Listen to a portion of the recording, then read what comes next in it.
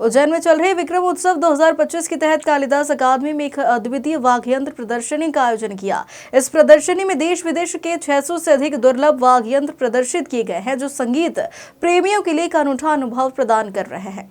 महाराजा विक्रमादित्य शोधपीठ संस्कृति विभाग निदेशक श्रीराम तिवारी ने बताया कि प्रदर्शनी में प्रदर्शित वाद्य यंत्रों में ऐसे यंत्र शामिल हैं जो आज आमतौर पर देखने को नहीं मिलते। इनमें राजा महाराजाओं के दरबार में बजने वाली शाही वाद्य यंत्र भी शामिल है, जिनकी मधुर धुनी अब दुर्लभ हो चुकी है। त्रिवेणी संग्रहालय उज्जैन द्वारा आयोजित इस प्रदर्शनी में तार वाग, फूक वाग और ताल वाग जैसे विभिन्न प्रकार के संगीत यंत्र प्रदर्शित किए गए हैं। प्रदर्शनी के 6 देशों और विभिन्न राज्यों की वाद्य यंत्र मौजूद है। यहाँ संगीत प्रेमी बीन, सरोद, संतूर, रुद्रवीणा, पखावज, शहनाई, तबला और अन्य दुर्लभ वाद्य यंत्रों का अवलोकन कर सकते हैं। नागों को नचाने वाली बीन भी प्रदर्शनी में लोगों के आकर्षण का केंद्र बनी हुई है। ये विक्रम महोत्सव के द्वारा कालिदास परिसर में त्रिवेणी संग्रहालय द्वारा वाद्य यंत्रों की प्रदर्शनी लगाई गई है, जिसमें 600 से अधिक वाद्य यंत्रों का संकलन करके यहाँ रखा गया है। इसमें कुछ वाद्य यंत्र ऐसे हैं जिसमें आपको बिजली की कड़कड़ाने की, बारिश की बूंदों की और समुद्र की लहरों की आवाज़ आएगी, और कुछ वाद्य यंत्र ऐसे हैं कि जो आज के समय में विलुप्त हो चुके हैं। उस राजा महाराजाओं के समय में जो युद्ध के दौरान जो वाद्य यंत्र इस्तेमाल होते थे, वो सभी वाद्य यंत्र भी हमने संकलन करके यहाँ रखे। आपका नाम? मेरा नाम यश है। क्या है आप यहाँ पे?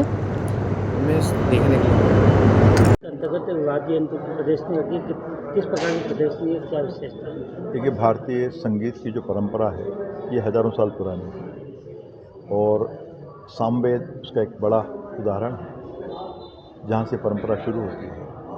तो इन जितने भी वर्षों से सामवेद समय जो रहा है, तो हज़ारों साल की जो संगीत की परंपरा है, वाद्य यंत्रों की परंपरा है, तो जो वाद्यों की जानकारी हमको समय पर मिल पाई, ऐसे वाद्यों को संग्रह करके विविध वाद्य हैं, और वो सब दुर्लभ हैं अधिकतर, तो उनकी प्रदर्शनी उज्जैन में हो रही है।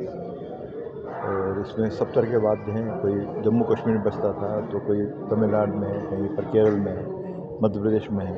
और जो तमाम बड़े बड़े घराने जो हैं, तो जयपुर घराना भी है, तो बनारस घराना है, उज्जैन की अपनी परंपरा रही है, वेद पाठ की भी परंपरा रही है, तो उसमें जो वाद्य इस्तेमाल होते रहे हैं उनको एक तो यहाँ पर प्रदर्शित किया है, और जल्द ही हमारी प्रयास होगा, संस्कृति विभाग का प्रयास होगा कि इसे उज्जैन में स्थायी संग्रहालय के रूप में स्थापित किया जाए। सर, कितने वाद्य यंत्र और क्या विशेषता? कुछ लगभग 650 वाद्य हैं फिलहाल, और उनको और खोजने का और उसको संग्रह करने का काम जारी है। तो ये संख्या बढ़ेगी, इतने वाद्य तो स्थापित होंगे ही, हो सकता है कि इससे ज़्यादा बड़ी संख्या में हो। सर, राजा महाराजा के समय के वाद्य यंत्र का भी बताया आपने, तो ऐसे है विशेष जिसके बारे में आपको? देखिए, अब सभी हैं वाद्य, संतूर भी है, तो तबला भी है, पखावज भी है, शहनाई भी है, और समय समय पर जो प्रयोग में आते रहे, तुरही भी है, ढपली भी होगा, डमरू भी है।